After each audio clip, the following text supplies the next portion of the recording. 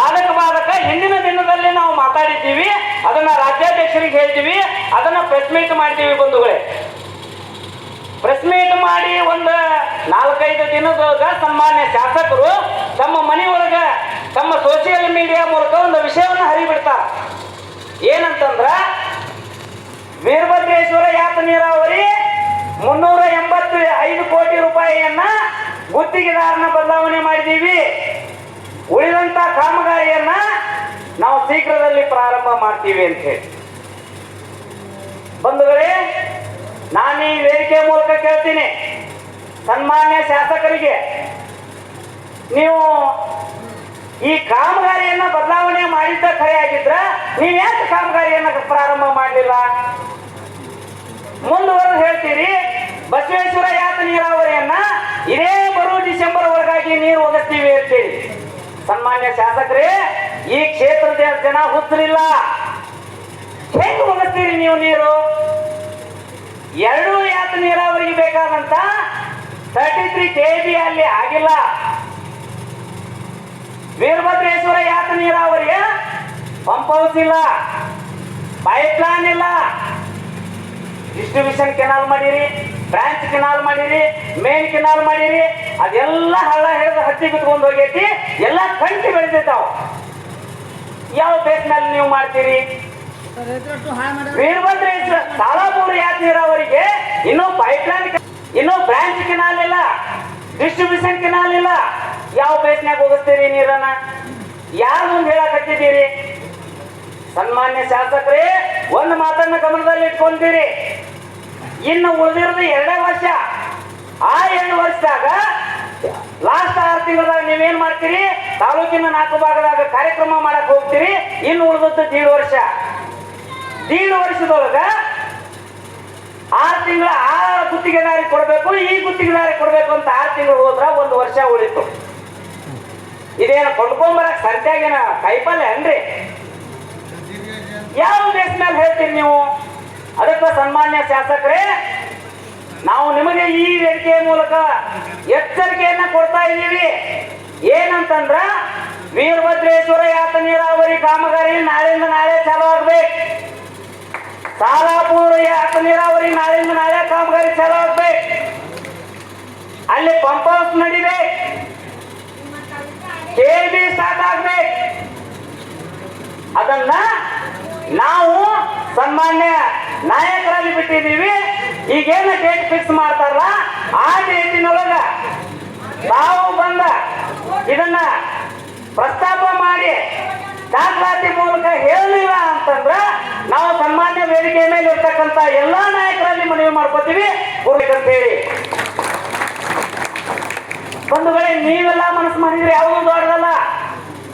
ಯಾಕಂತಂದ್ರ ನಾವು ಓಟ್ ಹಾಕಿದಾಗ ಇವರು ವಿಧಾನಸಭೆ ಒಳಗೆ ಹೋಗ್ತಾರ. ತಾವು ನೋಡಿದ್ರೆ ಪಕ್ಕದ ದೇಶದೊಳಗೆ ಏನಾತಂತ ಹೇಳಿ ಜಂಜಿ ಹೋರಾಟ ಅದು ಮಣ್ಣಿಲ್ಲೇ ಅದ್ರದ ಮುಂದಾಲೋಚನೆ ಪೂರ್ವಕವಾಗಿ ಮುನ್ಸೂಚನೆ ಕೊಡ್ತು. ಧಾರವಾಡದೊಳಗ ಎಲ್ಲಾ ವಿದ್ಯಾರ್ಥಿಗಳು ಕೂಡಿ ಜಂಜಿ ಹೋರಾಟ ಮಾಡಕ್ ಹತ್ತಿದ್ರ, ಅದನ್ನ ಹತ್ತಿಕ್ಕಿದ್ರಿ ಇವರು. ಬಂಧುಗಳೇ, ನಾನೇನ್ ಹೇಳ್ತೀನಿ, ನೀವು ಯೋಜನೆಗಳನ್ನ ನಾವು ಮಾಡಕ್ ಬೇಡ ಅನ್ನೋದಿಲ್ಲ, ನೀವು ಇನ್ನೂ ಎಂತ 10 ಭಾಗ್ಯಗಳನ್ನ ಕೊಡ್ರಿ. ಆದ್ರ ಇರ್ತಕ್ಕಂಥ ಎಲ್ಲಾ ನೀರಾವರಿ ಯೋಜನೆಗಳನ್ನು ಯಾಕೆ ಕೈ ಬಿಟ್ರಿ? ಕೇಳಿದ್ರೆ ಹೇಳ್ತಾರ, ಇಲ್ಲ ನಾವು ಯೋಜನೆಗಳನ್ನು ಕೊಟ್ಟಿವಿ ಅದಕ್ಕೆ ಮಾಡಕ್ ಆಗ್ಲಿಲ್ಲ ಅಂತೇಳಿ. 1 ವರ್ಷಕ್ಕೆ ನೀವು ಎಷ್ಟು ಲಕ್ಷ ಕೋಟಿ ಬಜೆಟ್ ಅನ್ನು ಮಾಡ್ತೀರಿ? ಒಂದು ಈ ನೀರಾವರಿ ಬಜೆಟ್ ಇಂದ ಎಷ್ಟು 100 ಕೋಟಿ ಐತಿ? 1 ವರ್ಷದ ನಿಮ್ಮ ಬಜೆಟಿನೊಳಗ ಈ ಭಾಗ್ಯಗಳ ಕೊಟ್ಟ ಬಜೆಟ್ನೊಳಗ ಎಷ್ಟು ಯಾತ ನೀರಾವರಿಯನ್ನು ನೀವು ಮಾಡಬಹುದು ನೋಡ್ರಿ. ಮೊದಲ ನೀರಾವರಿ ಇಲ್ಲ, ಗುಣಮಟ್ಟದ ಆರೋಗ್ಯವನ್ನು ಕೊಡುವಂತದ್ದಾಗ್ಲಿ, ಅದನ್ನು ಬಿಟ್ಟು ನೀವು ಎಲ್ಲಿ ಹೊಂಟಿದ್ದೀರಿ? ಅದಕ್ಕೆ ಬಂಧುಗಳೇ, ನಾವು ಹೇಳೋದು, ನಾವು ಈಗಿರ್ತಕ್ಕಂಥ ಪರಿಸ್ಥಿತಿಗಿಂತ ಮುಂದಿನ ಕೆಟ್ಟ ಪರಿಸ್ಥಿತಿ ಬರಬಾರ್ದ. ಅದಕ್ಕೆ ವೀರಭದ್ರೇಶ್ವರ ಯಾತ ನೀರಾವರಿಗೆ ಒಳಪಟ್ಟಂತ ಎಲ್ಲ ಹಳ್ಳಿಯ ಮಹಾಜನಗಳು, ಸಾಲಾಪುರ ಬಸವೇಶ್ವರ ಯಾತ ನೀರಾವರಿಗೆ ಒಳಪಟ್ಟಂತ ಎಲ್ಲ ಮಹಾಜನಗಳು ನೀವು ಒಂದಾಗಬೇಕು.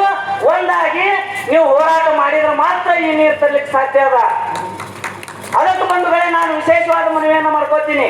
ಇನ್ನೊಂದು ನಾನು ಒಬ್ಬರಾಜಪ್ಪನ ಮೇಲೆ ಒಂದು ಏನಂತಂದ್ರ ಪ್ರಮಾಣ ಮಾಡಿ ಈ ವೇದಿಕೆ ಮೂಲಕ ಹೇಳೋದಂತಂದ್ರ ಈ ವೀರಭದ್ರೇಶ್ವರ ಯಾತ್ರೆ ನೀರಾವರಿಯನ್ನ ಈ ಸಾಲಾಪುರ ಬಸವೇಶ್ವರ ಯಾತ್ರೆ ನೀರಾವರಿಯನ್ನ ನಮ್ಮೆಲ್ಲ ನಾಯಕರನ್ನ ಕರ್ಕೊಂಡು ನಮ್ಮೆಲ್ಲ ಹಿರಿಯರನ್ನ ಕರ್ಕೊಂಡು ತಾಲೂಕಿನ ಎಲ್ಲ ಮಠಾಧೀಶರನ್ನ ಕರ್ಕೊಂಡು ಈ ಯೋಜನೆಯನ್ನ ಯಶಸ್ವಿ ಮಾಡಲಿಲ್ಲ ಅಂತಂದ್ರ ನಮಗೆ ನಾಯಕತ್ವದ ಪಟ್ಟಣ ಬೇಡ, ಈ ಅಧ್ಯಕ್ಷ ಸ್ಥಾನ ಬೇಡ, ನಾ ಇದೇ ವೇದಿಕೆ ಮೇಲೆ ರಾಜೀನಾಮೆ ಕೊಟ್ಟು ಹೋಗ್ತೀನಿ ಅಂತ ಹೇಳ್ತೀನಿ ಬಂಧುಗಳೇ.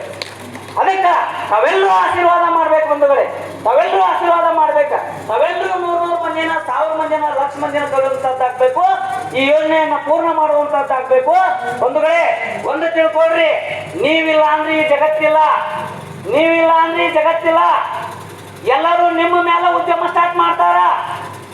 ನೀವು ನೀರಾವರಿ ಯಾಕಂತಂದ್ರ 1 ಎಕರೆದೊಳಗ ನೀವು ಹೈನುಗಾರಿಕೆ ಮಾಡಬಹುದು, ಕೋಳಿ ಸಾಗಾಣಿಕೆ ಮಾಡಬಹುದು, ಎಲ್ಲಾ ಉದ್ಯಮಗಳ ಈಗ ಫ್ಯಾಕ್ಟರಿಗಳನ್ನ ಹೆಚ್ಚು ಮಾಡಬಹುದು,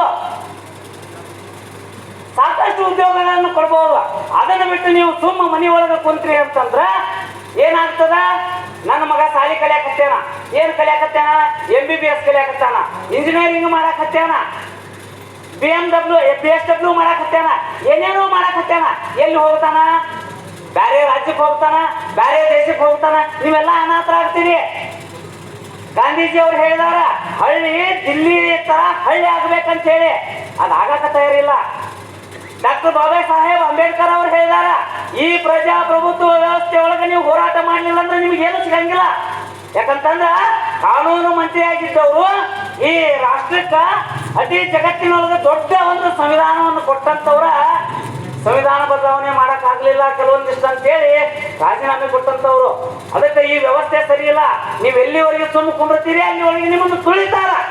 ಎಲ್ಲಿವರೆಗೆ ನೀವು ನೀವು ಹೋರಾಟ ಮಾಡುದಿಲ್ಲ ಅಲ್ಲಿವರೆಗೆ ನಿಮ್ಮನ್ನು ತುಳಿತಾರ.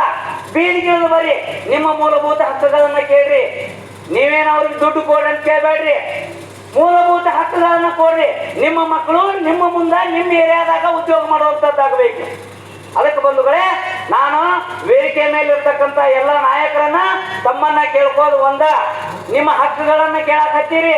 ನಮ್ಮದು ಹೋರಾಟ ನಮ್ಮ ಮೇಲೆ ವಿಶ್ವಾಸ ಇತ್ತ, ಈ ನಾಯಕರ ಮೇಲೆ ವಿಶ್ವಾಸ ಇತ್ತ. ಈ ಹೋರಾಟಕ್ಕೆ ಬರೀ ವೀರಭದ್ರೇಶ್ವರ